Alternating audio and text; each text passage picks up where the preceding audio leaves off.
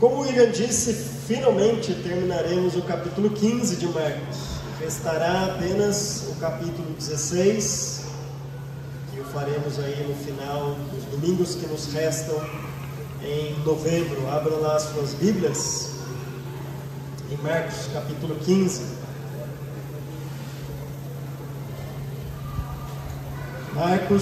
Evangelho de Marcos capítulo 15,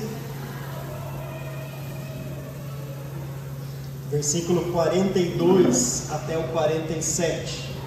É o trecho que nós iremos analisar.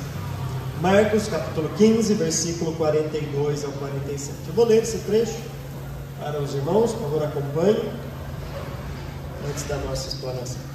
O texto diz assim: Era o dia da preparação, isto é, véspera de sábado. José de Arimateia, membro de destaque do Sinédrio, que também esperava o reino de Deus, dirigiu-se corajosamente a Pilatos e pediu o corpo de Jesus. Pilatos ficou surpreso ao ver que ele já tinha morrido. Chamando o centurião, perguntou-lhe se Jesus já tinha morrido. Sendo informado pelo centurião, entregou o corpo a José. Então José comprou um lençol de linho, baixou o corpo da cruz, envolveu-o no lençol e o colocou num sepulcro cavado na rocha. Depois fez rolar uma pedra sobre a entrada do sepulcro. Maria Madalena e Maria, mãe de José, viram onde ele fora colocado. Até aqui. Na última pregação, antes da reforma, nós vimos a morte mesmo de Cristo. A penúltima foi sobre a crucificação dele. A última foi sobre a morte de Cristo. E uma vez então que ele morre, ele de fato entrega a sua vida, aparece este personagem que até então estava oculto em todo o Evangelho de Marcos, chamado José de Arimateia. E vocês percebam que, acho que perceberam neste final do Evangelho, como Marcos faz questão de mostrar algumas pessoas que durante todo o Evangelho estavam ocultas. Nós não temos muita informação sobre estas mulheres, e agora elas estão todo o trecho aparecendo, as duas Marias e Salomé, sempre acompanhando Jesus. Elas vão aparecer no capítulo 16, mais uma vez. Veja, passa o Evangelho inteiro, sem dar muitas informações sobre elas, e agora elas estão aparecendo em todas as pregações. Assim como um Simão que carrega a cruz, assim como este José de Arimateia, ou seja, esses personagens ocultas durante o Evangelho de Marcos, que não tinham tanta relevância ou tanta importância para a narrativa e para o propósito de Marcos, que focava muito mais no mistério dos discípulos, obviamente, agora começam a aparecer. E o fazem justamente quando a ausência dos discípulos é notória aqui no trecho. Nós já mencionei para vocês, que desde aquele estufar de peito de Pedro dizendo que eu vou até a morte contigo, a gente não vê muito a presença dele e nem dos outros aqui. E quando eles não estão fazendo aquilo que eles deveriam fazer, Deus levanta pessoas ocultas, desconhecidas até então, para fazer aquilo que era, pelo menos moralmente falando, eticamente falando, aquilo que os discípulos deveriam fazer e não abandonar o seu mestre no momento de maior necessidade. Então não são os discípulos que carregam a cruz, é um tal de Simão que estava, por acaso, numa cristocidência ali, saindo do campo e voltando para a cidade e passando ali para carregar a cruz. Não são os discípulos que estão ali perto, são essas três mulheres que sempre estão observando tudo aquilo que está acontecendo com Jesus. E não são os discípulos que então tomam uma atitude como essa.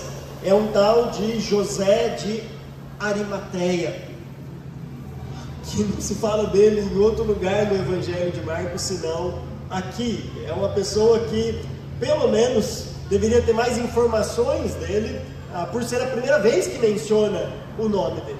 Mas não, o que se fala sobre ele, não só neste Evangelho, mas em outros, são poucas informações, mas poucas informações que resultam naquilo que é suficiente para entender o ato dele, o que ele resolve fazer.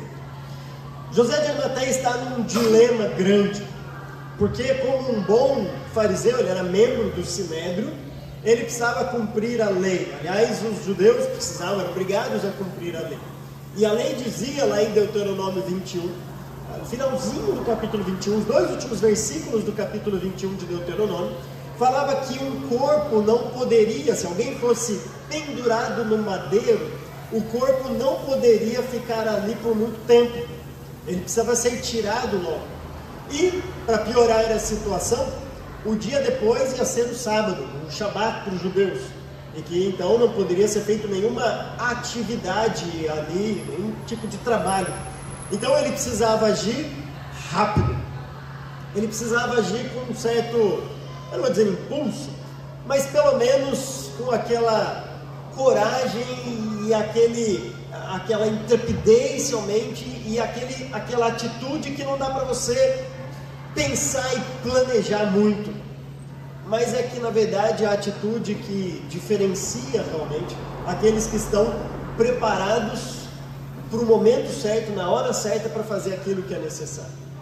Quando a gente tem tempo para planejar algo, para pensar em algo, talvez a gente consiga até enganar alguém ou fazer coisas que normalmente não faríamos. Mas quando a gente precisa agir quase que num impulso, numa atitude rápida, em algo que não dá tempo muito para pensar e planejar, aí o nosso verdadeiro eu aflora e nós revelamos de fato quem nós somos. São nesses momentos que, por exemplo, os grandes jogadores surgem. Se você gosta de futebol americano, vai lembrar do Tom Brady, que foi destacado dentre tantos feitos justamente por ser aquele que, faltando 1 minuto, perdendo o jogo por alguns pontos, conseguia rapidamente fazer jogadas rápidas, ousadas, desconcertando outro time e virava o jogo em poucos segundos. Ele não precisava de muito. Vocês lembram quando ele jogava ainda, né? Ele se aposentou há pouco tempo. Não precisava de muito. Eu sempre, embora não pareça, eu sei disso, mas sempre joguei basquete. Gostava mesmo de jogar basquete. Jogava basquete. Eu sei que não parece, mas eu jogava basquete. Acredite ou não, eu jogava. O padrão brasileiro ainda dá, sabe, para jogar basquete.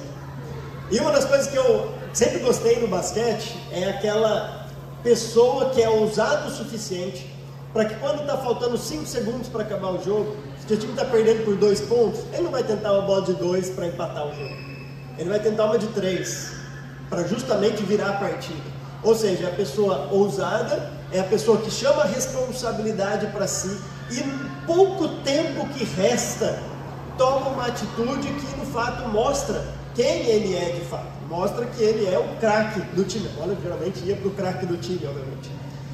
Ou no final de um acampamento, né, quando está disputando Ribeirão Preto e Ituiutaba. Era um clássico quando a gente era novo, né? Era o clássico.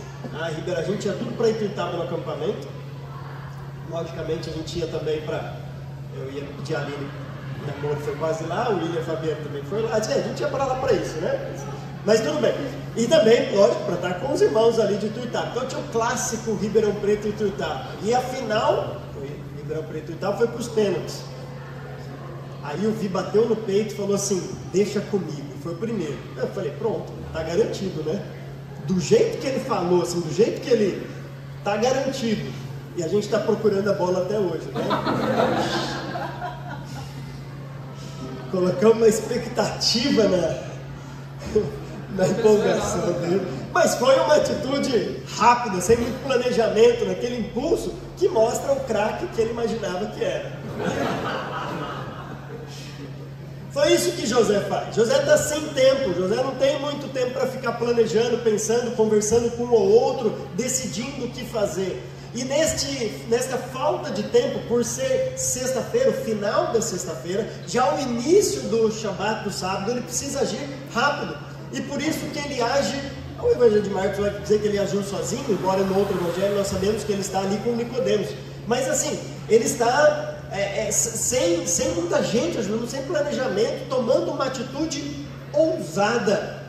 Lembra que Jesus acabou de ser crucificado porque estava, ou pelo menos os romanos achavam, que ele era o novo rei dos judeus. É isso que é colocado em cima ali da cruz como uma suposta acusação, que ele estava se declarando como rei dos judeus. Aquilo que obviamente os fariseus não gostaram, queria que mudasse, mas que Pilatos fala, o que eu escrevi e está pronto, e é isso mesmo.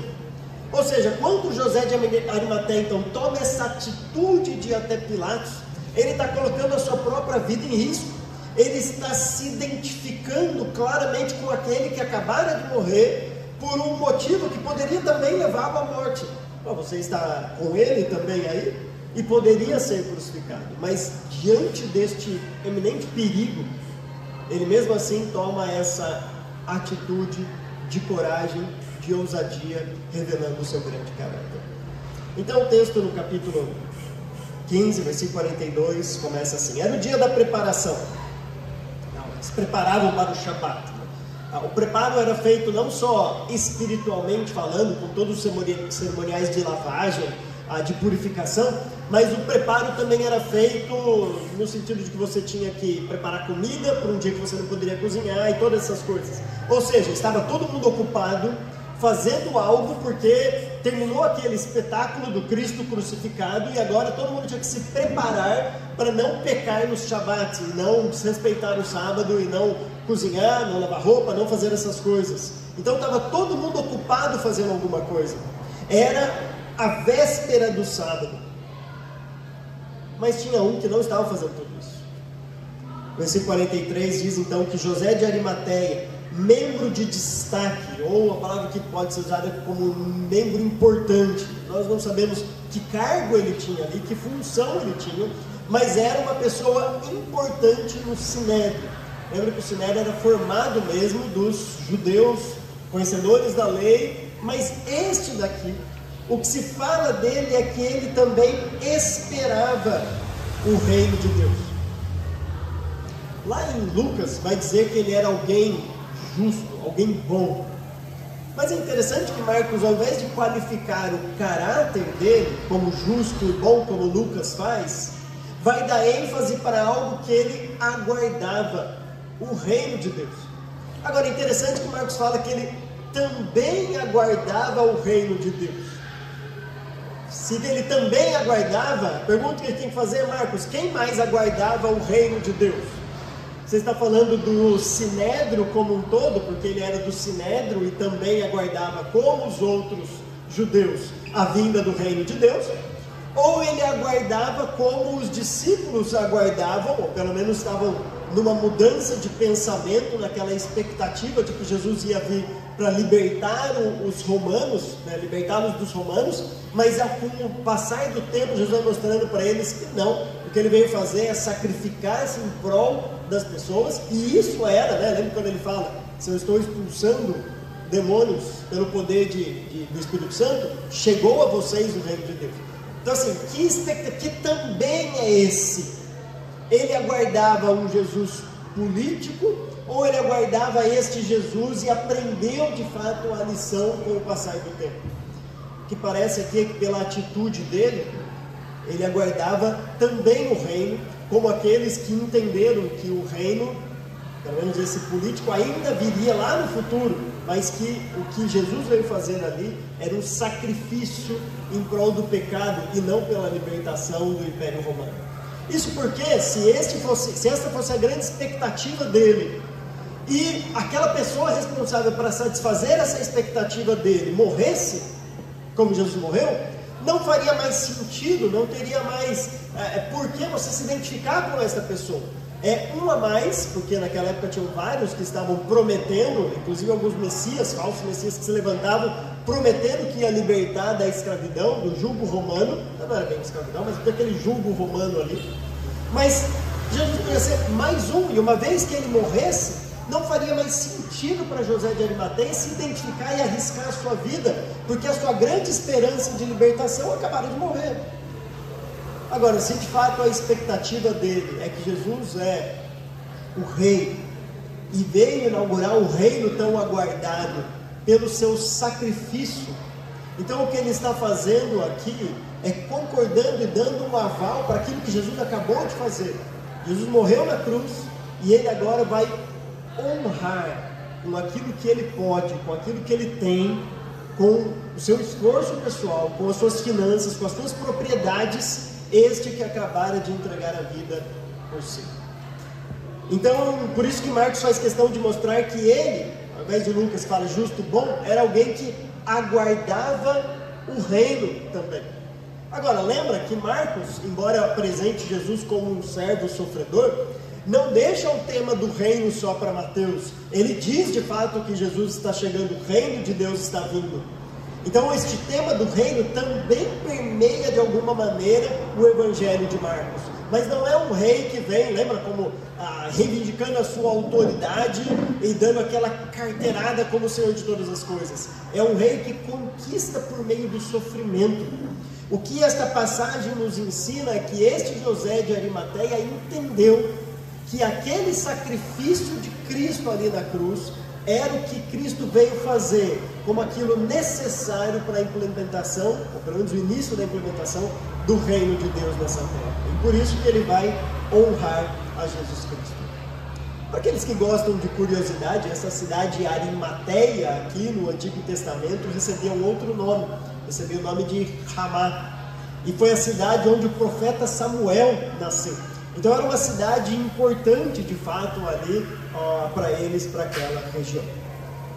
Ok, então ele esperava o reino de Deus. E olha o que diz depois: ele dirigiu-se corajosamente a Pilatos e pediu o corpo de Jesus. Veja que Marcos faz questão de destacar aqui que ele não só vai a Pilatos, mas ele vai corajosamente, o que realça para a gente o perigo que ele corria. Ele não está simplesmente chegando para qualquer pessoa, ele está chegando ali para o grande representante do Império Romano naquela região. Aquele que por um telefonema ou um WhatsApp lá para César e tudo mais, já era suficiente, e nem às vezes precisava fazer isso, ele tinha autoridade para isso, para pegar José de Arimateia e também destinar ao mesmo a morte de Cristo. Mas mesmo diante de toda esta ameaça, ele se dirige corajosamente até Pilatos. É interessante que Jesus tinha falado para os discípulos que eles iam estar diante de reis e de imperadores, lembra disso? Mas se quando eles estivessem lá, para eles ficarem despreocupados, porque o Espírito ia colocar na boca deles o que falar. Só que os discípulos somem, os discípulos perdem esta honra de estar diante do rei e do imperador e o Espírito colocar na boca deles. Isso vai acontecer em Atos depois. Mas aquele que primeiro recebe esta honraria é justamente este José de Arimateia, indo até Pilatos corajosamente pedir algo que era para os discípulos fazerem, e o Espírito o auxiliando em todo este processo. A gente vê claramente o agir de Deus aqui, na atitude de José de Arimateia, mas também na conversa entre Pilatos e este centurião ali, aquele que dá um testemunho verdadeiro daquilo que tinha acontecido. Pilatos, versículo 44, ficou surpreso ao ouvir que ele já tinha morrido. Lembra que Ulisses falou na pregação dele há 3 domingos, que a morte de cruz era uma morte de tortura. A ideia mesmo era deixar a pessoa sofrendo, ela era torturada enquanto estava morrendo. Diferente das outras, que às vezes a morte que você torturava para depois executar a pessoa, a morte de cruz era uma morte de tortura enquanto a pessoa aguardava ali com a crucificação a sua morte. Então não era comum uma morte rápida na cruz. E eu já mostrei para vocês o porquê que Jesus morreu rapidamente na cruz na mensagem passada. Mas então Pilatos fica surpreso ao ouvir que ele já tinha morrido. Chamando o centurião, a gente não sabe se foi o mesmo centurião que declarou ali verdadeiramente este é o filho de Deus, mas chamando o centurião que estava ali perto, perguntou-lhe se Jesus já tinha morrido. Sendo informado pelo centurião, entregou o corpo a José. Agora, essa palavra entregou aqui é interessante, porque é uma palavra que deu como um presente para José. Pilatos está fazendo algo, talvez sem saber, talvez sem a intenção de fato, mas ele estava privilegiando José de Arimateia. Talvez para Pilatos é assim, alguém que veio pegar o corpo de alguém que eu acabei de executar e que não vai mais nos incomodar. Leva esse corpo daqui. Mas para José de Arimateia isso era um grande presente. Ele foi lá pedir algo corajosamente e recebeu uma resposta positiva. Ele recebeu de presente o corpo do seu Salvador. Mesmo sem Pilatos ter noção disso, mesmo sem ele fazer isso intencionalmente, talvez descartando o corpo, sem ir para a vala comum, mas ele estava dando um presente para José de Arimateia. Os assassinatos naquela época, né? As pessoas que morriam da cruz e tudo mais por serem perigosas para a sociedade, não tinha direito a um túmulo, e nem a lei do Antigo Testamento deixava com que a pessoa fosse enterrada num túmulo da família. Isso era contra a lei. Ele tinha que ser enterrado numa vala comum, e geralmente isso era trabalho dos romanos. Provavelmente Pilatos está agradecendo por se livrar então deste trabalho todo. E quem vai fazer isso é José. Olha o que ele faz no versículo 46. Então José, primeiro, comprou um lençol de linho, baixou o corpo da cruz, envolveu-o no lençol e o colocou num sepulcro cavado na rocha. Bom, tudo isso descrito em 4 frases, 4 ações de José, pode parecer algo muito repentino, do tipo daquilo que você faz em 5 minutos. Aliás, a gente demora muito menos para ler 4 frases assim, depois de 10 segundos, 15 segundos você lê 4 frases.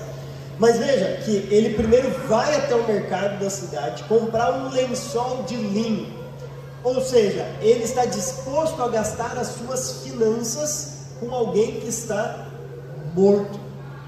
Um lençol de linho naquela época não era tão barato, embora hoje também tem tecidos muito caros, né?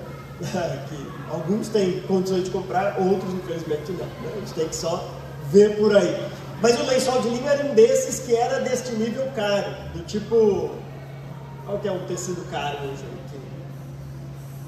Quem gosta de roupa cara, que tecido que é caro? Seda. Tá vendo? Quem entende do assunto, né? Quem entende? É quem? Algodão? Pina. Tá vendo? Quem entende? Eu nem sabia que era isso, mas olha, tem gente que entende. Então, era mais ou menos isso. É aquele tecido que assim, você vai comprar um, você sabe que é caro. Ali me lembra, né? Uma vez um amigo meu parou do meu lado assim, do grupo nosso de homeschooling, né? Parou do lado assim e eu fiquei assim, quase que em choque com a camisa que ele estava usando. Mas pensa um tecido que você nunca viu na vida, assim, a camisa, eu falei, gente, eu quase que não consigo conversar com ele assim. Mas sabe assim, que coisa bonita isso, né? Eu nem sabia que existia um negócio desse assim. É mais ou menos isso. Então assim, um tecido de linho não era algo baratinho, algo que você só pegava na sua casa e todo mundo tinha. Você tinha que comprar realmente. Ninguém tinha estoque de tecido de linho, que era uma coisa muito cara realmente. Mas ele está disposto a gastar, e gastar bem, e ir até o mercado antes do Shabat, que depois não funcionava mais, para poder comprar este tecido para usar no morto. É como se você pegasse a roupa mais cara que existe hoje aí para vestir um defunto e colocá-lo num caixão. Veja que aparentemente não faz muito sentido, a não ser que esse José tenha convicção realmente de quem ele está fazendo isso, ou para quem ele está fazendo isso. Além disso, ele baixa o corpo da cruz. Agora, pega alguém que está dormindo ou desmaiado e tenta levantá-lo. Você, vai lá, pega o Du, que acabou de desmaiar, e tenta levantar o corpo do Du, né? Tenta assim, pegar ele no colo. Agora você vai ver a dificuldade de baixar alguém da cruz. Veja que uma atitude dessa, né, você pensa, ele baixou da cruz, pode ser algo muito simples, mas você imagina o esforço que um membro de destaque do Sinédrio está fazendo. Claro, ele tinha ajuda do Nicodemos, que Marcos não diz aqui, mas são em 2, descendo Jesus Cristo da cruz, ou seja, tirando um corpo lá do alto e pegando. Era um esforço grande realmente que ele estava fazendo, e mais, você imagine o suposto ridículo que ele está passando por aqueles que acabaram de dizer: crucificam, crucificam. A multidão doida para crucificar Jesus, e vem alguém que está disposto a passar por uma humilhação de descer este que estava sendo ultrajado pela multidão da cruz. Ou seja, ele gasta o seu dinheiro para honrar Jesus, ele faz um esforço grande para honrar Jesus, e ele também praticamente acaba com a sua reputação por fazer isso. Ele envolveu o lençol e o colocou num sepulcro cavado na rocha. Você não podia chegar, pegar qualquer corpo, como acontece hoje, e enterrar onde você quiser. Tinha determinações e leis para isso acontecer. Muito provavelmente o que ele fez é colocar num sepulcro próprio, da sua família. Ou seja, ele estava, além de usar um recurso, um bem pessoal dele, ele estava provavelmente pegando uma vaga de alguém da família dele, usando um sepulcro para enterrar uma outra pessoa que não era da família, além de correr o risco de ser denunciado de estar desobedecendo no Antigo Testamento, porque uma pessoa que morreu crucificada não podia ser enterrado num sepulcro familiar, honrado, né, das famílias honradas lá de Jerusalém, e além disso, estava correndo o risco de ser difamado pela sua família, porque estava usando um sepulcro da família, e por todos aqueles que estavam olhando. Olha só que numa atitude, ele coloca toda a sua importância como um membro importante do Sinédrio, alguém de destaque, por água abaixo. Mas é alguém que não está nem aí para isso. Ele não está nem aí para o que os outros vão falar, ele não está nem aí para o dinheiro que ele vai gastar, ele não está nem aí para o esforço, ele não está aí para a sua reputação, para a sua dignidade, ele não está nem aí para essas coisas. A única coisa que importa realmente para José neste momento é honrar o corpo de Cristo, que acabou de ser morto por ele mesmo naquela cruz. Depois fez rolar uma pedra sobre a entrada do sepulcro. Provavelmente ele não rolou sozinho, era muito pesado mesmo para ele rolar sozinho, impossível de se rolar sozinho. E aí o texto termina, versículo 47, dizendo que Maria Madalena e Maria, mãe de José, viram onde ele fora colocado. Mais uma vez as mulheres que foram citadas já, embora há sempre uma variação. Primeiro fala que Maria era mãe de Tiago e José, depois fala que ela era mãe de José, e no capítulo 16 vai falar que ela era mãe de Tiago. Mas é simplesmente variações da mesma Maria, mãe desses dois aí, a outra Maria Madalena e Salomé, que também estava junto ali com elas. Tá? E essas mulheres de fato mostram esta insistência de Marcos de citar estas mulheres, evidencia a recompensa que elas vão ter diante da perseverança, que vem no capítulo 16. Mas além disso, esta perseverança, essa insistência delas de estar sempre olhando e tudo mais, nos mostra que elas não erraram de túmulo. Acredite ou não, tem uma teoria entre aqueles que falam que Jesus não ressuscitou, porque onde já se viu seria um absurdo, que dizem que as mulheres erraram o túmulo. Elas foram no túmulo errado e por isso estava vazio, porque era já um túmulo vazio e tudo mais. Mas veja que Marcos faz questão de dizer que elas estavam acompanhando de longe e viram onde ele fora colocado. Ou seja, elas sabiam exatamente onde ele estava. Elas estavam acompanhando na cruz, na crucificação. Elas estavam acompanhando aqui no sepulcro, enquanto ele estava sendo sepultado. E por isso, no capítulo 16, elas serão recompensadas. Mas isso eu vou deixar para quem vai pegar o capítulo 16 para falar sobre isso. Não vou entrar neste assunto. Deixa eu terminar essa exposição com algumas lições aqui para a gente. A primeira grande lição que nós vemos nesse texto é que quando a gente olha para os evangelhos, quando a gente olha para a mensagem de Cristo, pode dar a entender que o reino de Deus é direcionado aos pobres. Aliás, era muito enfatizado isso mesmo na mensagem de Cristo. Isso porque os pobres naquela época, os miseráveis, aqueles que eram desprezados, eles não eram só pobres no sentido financeiro, mas eram pobres no sentido social também. Eles eram desprezados, eles não eram bem-vindos em nenhum lugar. E lembra que naquela época tinha 5% de pessoas que não eram pobres.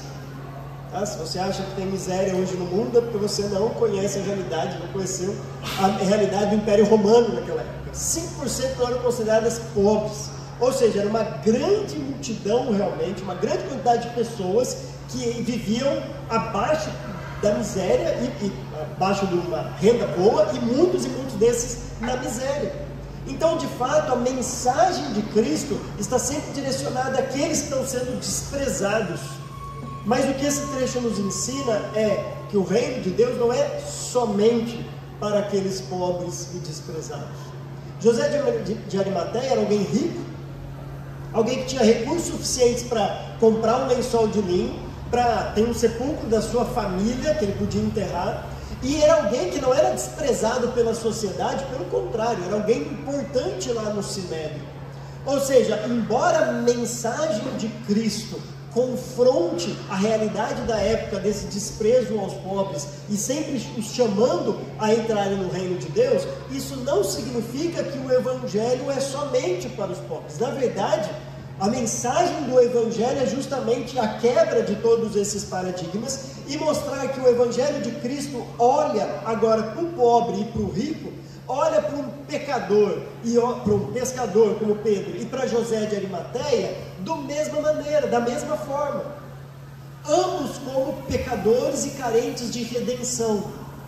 Isso significa que a quantidade de dinheiro que eu e você tenhamos na vida, e eu sei que isso varia, porque às vezes a gente começa o ano bem e termina mal, ou começa mal e termina bem, isso varia muito, não importa muito no nosso cristianismo, embora Deus possa fazer muita coisa com os recursos que Ele nos dá, como a gente vai ver também aqui numa próxima lição.